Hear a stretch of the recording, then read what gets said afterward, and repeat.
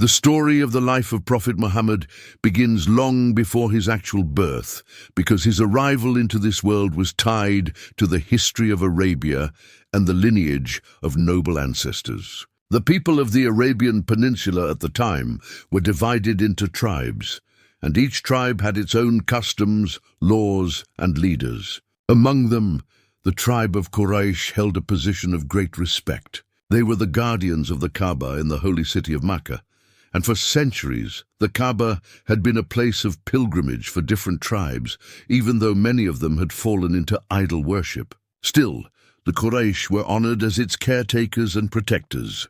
The family of the Prophet came from the noble clan of Banu Hashim within the Quraysh tribe. His grandfather, Abdul Muttalib, was known across Arabia for his leadership, generosity, and strong sense of honor. One of Abdul Muttalib's sons was Abdullah, the father of Prophet Muhammad. Abdullah was admired for his beauty, noble character, and kindness. He was deeply loved by the people around him. Before the Prophet's birth, a remarkable event had already marked his family's significance. This was the famous story of the Year of the Elephant. The governor of Yemen, named Abraha, had built a grand church and wanted to redirect the Arab pilgrimage away from the Kaaba to his new church. When the Arabs did not accept this, Abraha decided to destroy the Kaaba with a great army that included elephants. He marched toward Mecca, but when they reached the outskirts of the city, something extraordinary happened. Flocks of small birds appeared, each carrying stones in their beaks and claws, and dropped them on the army. The soldiers were destroyed, and Abraha's plan failed. The Kaaba was saved, and this year became remembered as the Year of the Elephant. It was in this very year, around 570 CE, that the Prophet Muhammad was born. The father of Prophet Muhammad, Abdullah, had passed away before his son's birth. He died while traveling, leaving behind his young wife Amina, who was expecting their child. When the Prophet was born, Amina named him Muhammad, a name that was rare at the time and meant the one who is praised. Some traditions say that she was told in a dream that her child would have a great future. His grandfather, Abdul Muttalib, also held a feast in honor of the newborn and gave thanks to God for this gift. Muhammad's early life was marked by both blessings and trials. As a baby, he was sent to live with a foster mother in the desert, following the custom of the Arabs at the time. They believed that growing up in the desert gave children purity of speech, strength, and a healthier upbringing. Muhammad was placed in the care of Halima Sa'diyah, a woman from the tribe of Banu Sa'd. At first, Halima's family was struggling with poverty and misfortune. But after taking Muhammad into her care, her life changed for the better. Their animals became healthy and produced more milk, and blessings seemed to follow them wherever they went. Halima loved Muhammad dearly and kept him for several years before returning him to his mother. During his childhood, Prophet Muhammad experienced moments of hardship. His mother, Amina, died when he was only 6 years old, while they were returning from a trip to visit his father's grave. Orphaned at such a young age, he was placed under the guardianship of his grandfather, Abdul Muttalib. The old man cared deeply for his grandson and treated him with special affection. People noticed that Abdul Muttalib often seated the young Muhammad on his mat near the Kaaba, a place usually reserved for chiefs. When some people tried to stop him, Abdul Muttalib would say, "Leave him, for my son has a great future." Only 2 years later, when Muhammad was 8 years old, Abdul Muttalib passed away. With this, the boy lost yet another guardian. But his care was then taken over by his uncle Abu Talib, who was also a respected leader of the Quraysh, though not wealthy. Despite his limited means, Abu Talib raised Muhammad with love and care. He took him along on journeys, taught him about trade, and protected him as if he were his own son. As he grew older, Muhammad earned a reputation for honesty and trustworthiness. Even as a young boy, he was known to be truthful, never lying or cheating, and people admired his noble character. He took part in tending animals and later accompanied caravans on trade journeys. His reliability and integrity earned him the nickname Al-Amin, meaning the trustworthy. One of the remarkable stories from his youth was the time when Mecca faced the rebuilding of the Kaaba after it had been damaged. The tribes came together to reconstruct the holy sanctuary, but when it came to placing the sacred black stone in its position, a dispute broke out. Each tribe wanted the honor of placing the stone, and the argument threatened to turn into violence. At this moment, Muhammad, who was still a young man, suggested a solution. He placed the black stone in the middle of a cloth and asked each tribe's leader to hold one corner of it. Together, they lifted it to the wall of the Kaaba, and then Muhammad himself placed it into its position. This wise solution satisfied everyone and prevented bloodshed. When Muhammad reached the age of 25, he was offered an opportunity to work for a wealthy businesswoman named Khadija. She was impressed by his honesty and skills in trade. Muhammad led her caravan to Syria and returned with great profit, earning even more respect. Khadija, who was widowed and older than him, admired his character and proposed marriage. Muhammad accepted, and their marriage became a source of happiness and stability. They had several children together, and Khadija remained his closest companion and strongest supporter. Even before receiving revelation, Muhammad was known for his dislike of the idol worship that surrounded him in Mecca. The people of Quraysh had filled the Kaaba with idols and practiced many traditions that went against the purity of the worship of one God. Muhammad, however, never bowed to idols, nor did he drink alcohol or engage in the corrupt practices common in society. He preferred solitude and often went to the cave of Hira, located on the mountain near Mecca, where he would meditate and reflect on the purpose of life. It was in this period of deep reflection that the greatest turning point in his life came. When he was 40 years old, while meditating in the cave of Hira, he received the first revelation. The angel Gabriel, appeared to him and commanded him to read. Trembling and unsure, Muhammad replied that he could not read. The angel repeated the command 3 times until finally the words of God were revealed. Read in the name of your Lord who created. This was the beginning of his mission as the messenger of God. Muhammad rushed home, frightened and shaken by the powerful experience. His wife Khadija comforted him, wrapped him in a cloak, and reassured him that God would never abandon him, for he was known to help the poor, care for his relatives, and stand for truth.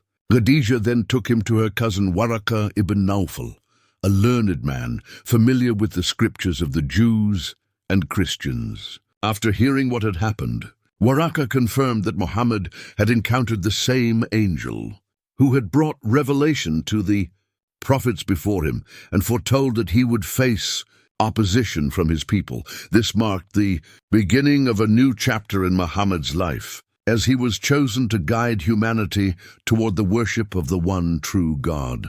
His mission was not only spiritual, but also moral, calling for justice, compassion, and the rejection of falsehood. His path would not be easy, for he was to face trials, opposition, and suffering. Yet with patience and determination, he would continue the mission entrusted to him, becoming the greatest guide for mankind.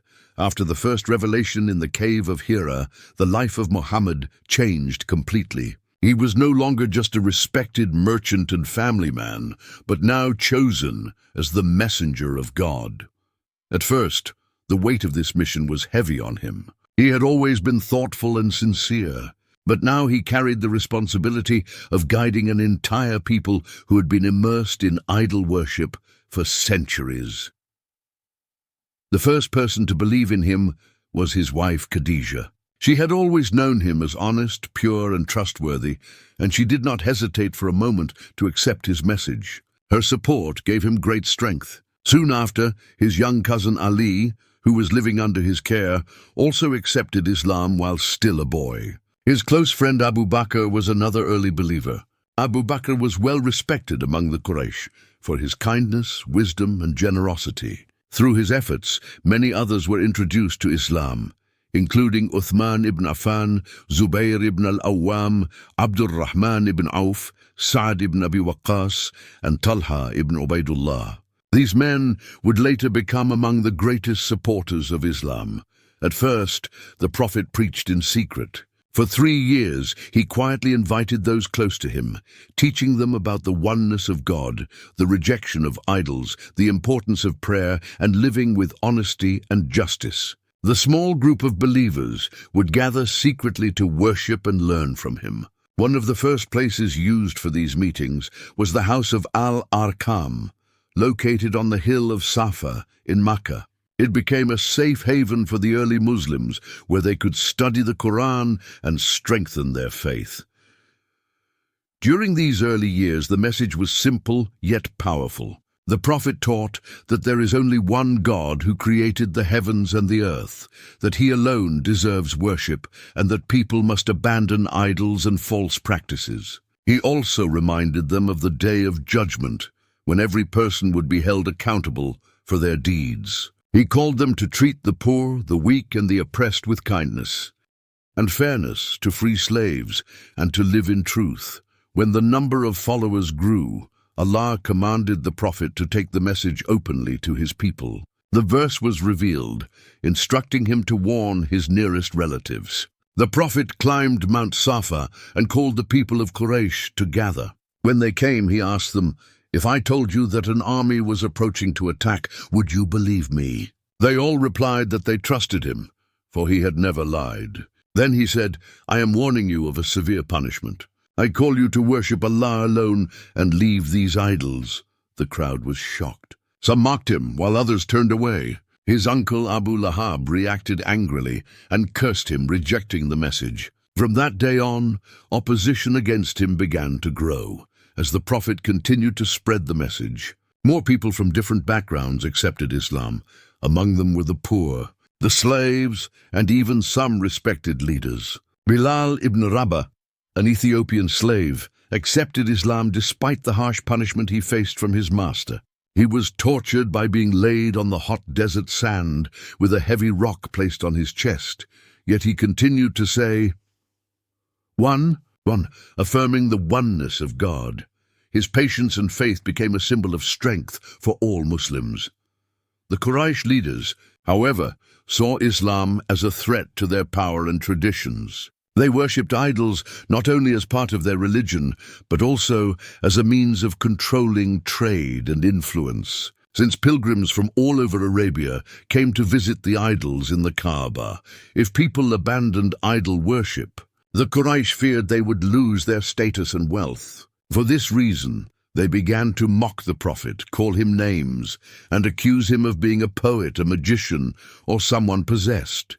When mockery failed, they turned to persecution. They attacked Muslims physically, tortured slaves, and tried to pressure families into abandoning Islam. Some of the weaker Muslims were beaten, imprisoned, or starved. The family of Yasir faced some of the worst torture. Yasir and his wife Sumayya were brutally killed for refusing to leave Islam, making Sumayya the first martyr in Islam. Their son Ammar endured suffering but held firmly to his faith. Despite the hardships, the Prophet remained patient and continued his mission. His uncle Abu Talib, though not a Muslim, protected him from the worst of Quraysh's violence because of tribal loyalty. This protection allowed him to keep preaching even when hostility increased. The Quraysh tried several times to bargain with him. They offered him wealth, leadership, and marriage if only he would stop spreading his message. But he refused, saying, "If they place the sun in my right hand and the moon in my left, I will not abandon this mission until Allah makes it prevail or I perish." The opposition became so severe that the Prophet advised some Muslims to migrate to Abyssinia, a land ruled by a Christian king known as the Negus. He was known for his justice and kindness. A group of Muslims, including Uthman ibn Affan and his wife Ruqayya, the daughter of the Prophet, made this journey. When the Quraysh sent envoys to demand their return, the Muslims explained their beliefs to the Negus. They recited verses from the Quran about Mary and Jesus, which moved the king to tears. He refused to hand them over and allowed them to live peacefully in his land. Back in Mecca, the Prophet continued to face hardship. Yet Islam spread slowly, gaining followers from all classes of society. Among those who accepted Islam during this period was Umar ibn al-Khattab. At first, Umar was one of the fiercest enemies of Islam. He opposed the Prophet strongly, and even set out one day intending to kill him. On his way, he learned that his own sister and her husband had accepted Islam. Enraged, he went to their house and struck his sister. But when he saw her bleeding and realized her determination, his heart softened. He then read verses of the Quran she had been reciting, and the words touched him deeply. He went straight to the Prophet and declared his faith. Umar's acceptance of Islam became a turning point, as his strength and courage gave the Muslims new confidence. As the years passed, the Quraysh became desperate to stop the Prophet. They decided to boycott him, his family, and all who followed him. They wrote an agreement that no one would trade with or marry from the Muslims and their supporters. This boycott forced the Prophet, his family and companions to live in a valley outside Mecca, known as the Valley of Abu Talib. For 3 years, they suffered hunger and hardship. Children cried from lack of food, and adults survived on leaves and little water. Yet despite the suffering, they remained steadfast. Eventually, some members of Quraysh, moved by compassion, worked to end the boycott, and the agreement was torn apart. Soon after, the Prophet faced 2 great personal losses. His beloved wife, Khadijah, who had been his strongest supporter, passed away. Only days later, his uncle Abu Talib also died. These events left him deeply saddened, and that year came to be known as the Year of Sorrow. Without Abu Talib's protection, the hostility of Quraysh grew even stronger. The Prophet decided to travel to the nearby city of Taif, hoping to find support there. However, the people of Taif mocked him and even sent children to throw stones at him until he was bleeding. Exhausted and heartbroken, he turned to Allah in prayer, seeking strength. Though the people rejected him, his prayer showed his deep trust in God. It was during these difficult times that Allah blessed the Prophet with a miraculous journey known as Al-Isra and Al-Miraj, the night journey and ascension. One night, he was taken from the Kaaba in Mecca to Jerusalem, and from there ascended to the heavens, where he was shown the wonders of creation and met previous prophets. He was brought into the presence of Allah and was given the gift of the 5 daily prayers, which became a central part of Islamic worship. This event brought him comfort and reminded the believers of the greatness of their mission. Though the opposition in Mecca remained strong, a new hope began to emerge. During the pilgrimage season, people from different tribes would come to Mecca. Among them were people from the city of Yathrib, later known as Medina. They listened to the message of Islam and recognized the truth in it. Year after year, more people from Yathrib pledged their support to the Prophet and invited him to come to their city. They promised to protect him and follow his teachings. This invitation marked the beginning of a new chapter in the life of the Prophet, one that would transform not only his mission, but the history of the world. The situation in Mecca had become unbearable for the Prophet and his followers. The Quraysh had hardened in their opposition, and life for Muslims was filled with constant threats, insults, and danger. Yet at the same time, the message of Islam had begun to spread beyond Mecca. The people of Yathrib, a city north of Mecca, were among those who showed interest in Islam. For years, Yathrib had been troubled by wars between its 2 main tribes, Aus and Khazraj. Tired of conflict, they were searching for a leader who could bring peace and unity. When they heard about the Prophet, his honesty, and his message, they saw hope in him. Several people from Yathrib accepted Islam during the pilgrimage seasons in Mecca. They returned to their city and shared what they had learned. The following year, more people came and pledged allegiance to the Prophet. They promised to worship Allah alone, to avoid sin, and to support him as they would support their own families. This pledge became known as the First Pledge of Aqaba. A year later, an even larger group from Yathrib came to Mecca and made a second pledge. This time, they promised to protect the Prophet with their lives if he moved to their city. This was the turning point that opened the door for migration. The Prophet allowed his followers to begin migrating quietly to Yathrib. One by one, families slipped away from Mecca, leaving behind their homes and possessions. The Quraysh became alarmed when they realized that the Muslims were leaving and finding a safe place elsewhere. If Islam spread in Yathrib, their control and influence in Arabia would be threatened. They decided to stop the Prophet himself before he could leave. Their leaders gathered and plotted to kill him. To prevent blame from falling on a single tribe, they chose one young man from each clan to strike him together. But Allah protected his messenger. On the night of the planned attack, the Prophet asked his cousin Ali to sleep in his bed while he left the house under the cover of night. When the Quraysh assassins entered, they found Ali instead, while the Prophet had already slipped away. He then set out on the dangerous journey to Yathrib with his close companion, Abu Bakr.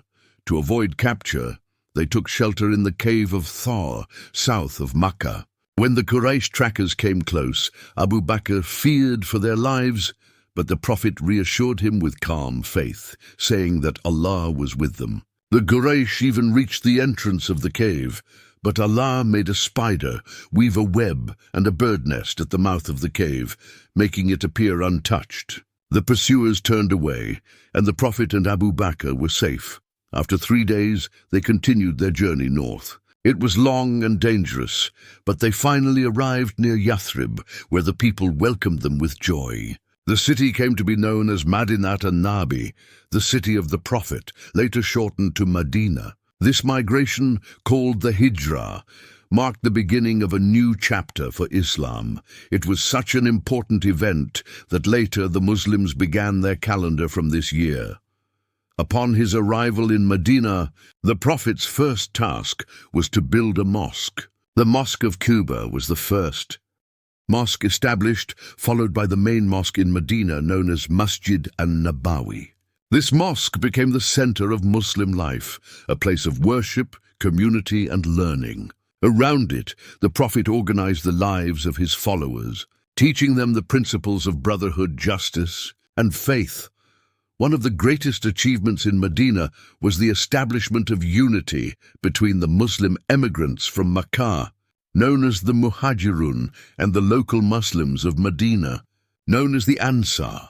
The Prophet paired them as brothers, creating bonds of love and support. The Ansar shared their homes and wealth generously, helping their new brothers, who had left everything behind, in Mecca. This spirit of brotherhood was unlike anything Arabia had ever seen.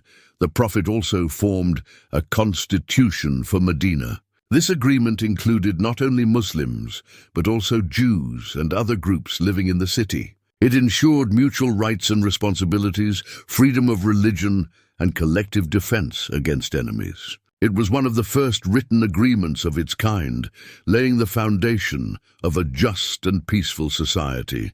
However, the Quraysh of Mecca did not stop their hostility. They were furious that the Prophet had found a safe home and growing followers. They feared that Medina would become a powerful base for Islam. Soon, conflict between the Muslims and Quraysh became inevitable. The Muslims, who had long suffered persecution, were now given permission by Allah to defend themselves. The first major battle took place at Badr, about 2 years after the Hijrah. The Quraysh had sent a large caravan under Abu Sufyan, filled with wealth gained from trade. The Muslims set out to intercept it, but the Quraysh gathered an army of 1,000 men to protect their interests. The Muslims, only about 300 in number, prepared for battle despite being poorly armed. The night before, the Prophet prayed earnestly to Allah, asking for his help. The next day, the two sides met at Badr. The Muslims fought with courage, and Allah granted them victory despite their small numbers. Many Quraysh leaders were killed, and the Muslims captured several prisoners. This victory boosted the morale of the Muslims and sent a shock through all of Arabia. The Quraysh, humiliated by their defeat, prepared for revenge. A year later, they gathered an army of 3,000 and marched toward Medina.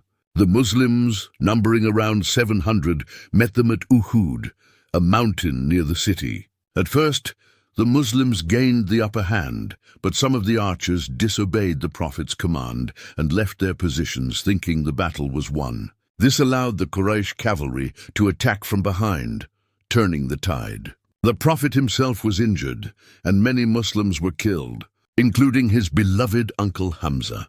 Though the Quraysh did not destroy the Muslims completely, the Battle of Uhud was a painful lesson about discipline and obedience. In the years that followed, the Quraysh continued their efforts to crush Islam. They gathered allies among the desert tribes and marched with a huge force of 10,000 toward Medina. This became known as the Battle of the Trench, or Ahzab.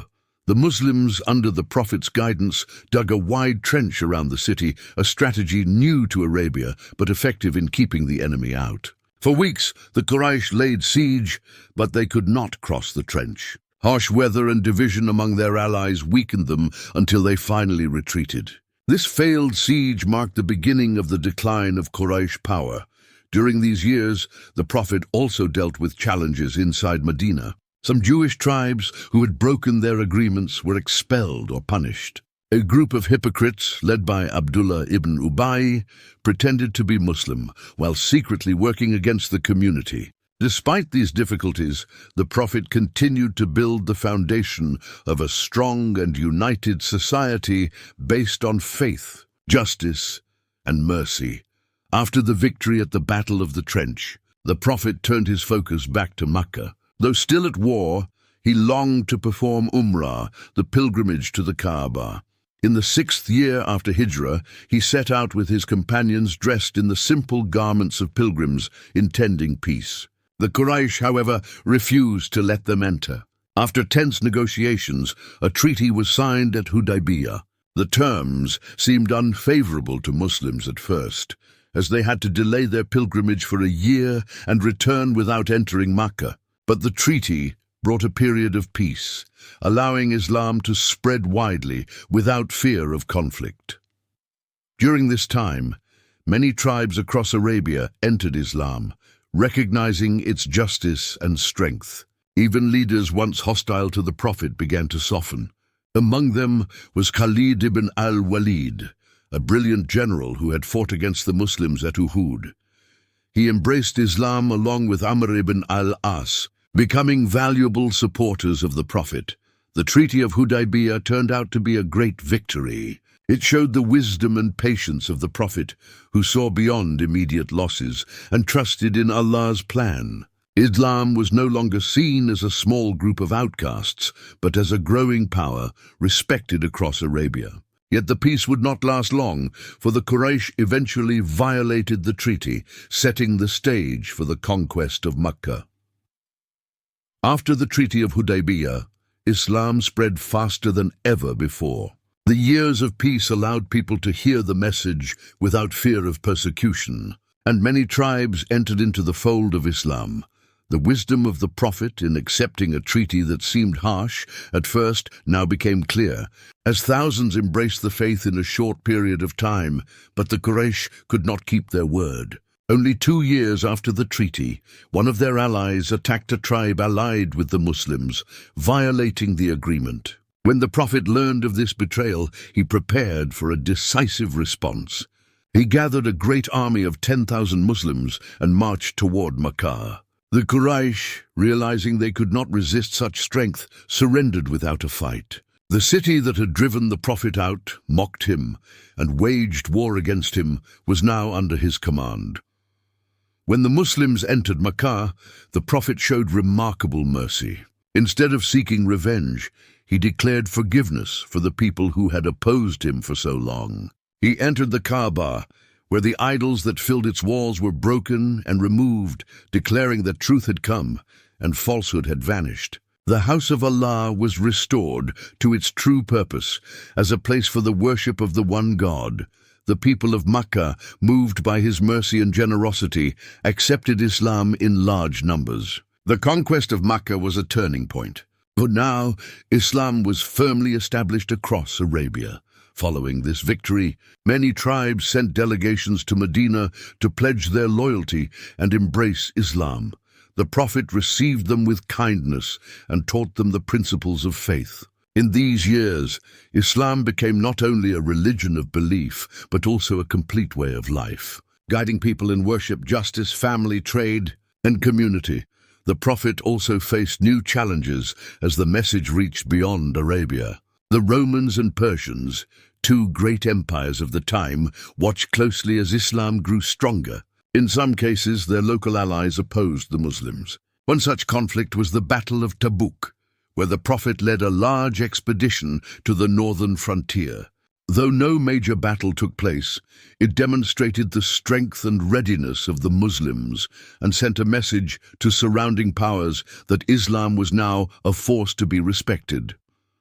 By the 10th year after Hijrah, Islam had spread throughout the Arabian Peninsula.